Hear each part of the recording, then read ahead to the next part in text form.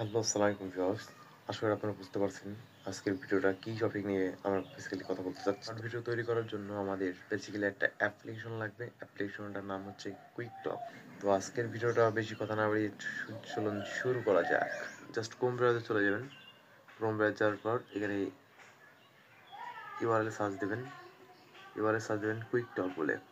কুইকটক বলে সার্চ দিলে এই যে কুইকটক বলে সার্চ দিবেন। এখানে দেখবেন যে একটা লোগো ভাসছে। এই অ্যাপটা জাস্ট এখানে অ্যাপটা ক্লিক করবেন।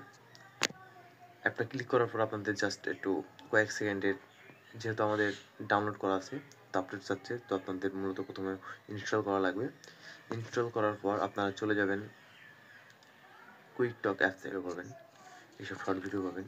এখানে এই যে সেভ টু অ্যালবাম, এখান থেকে এখান থেকে আপনারা সেভ করে গ্যালারিতে নিতে পারবেন। গ্যালারিতে নেওয়ার পর বন্ধুরা, আপনারা চাইলে আপনারা এই ভিডিওটা এডিটিং করে আপনারা ইউটিউবে ছাড়তে পারবেন।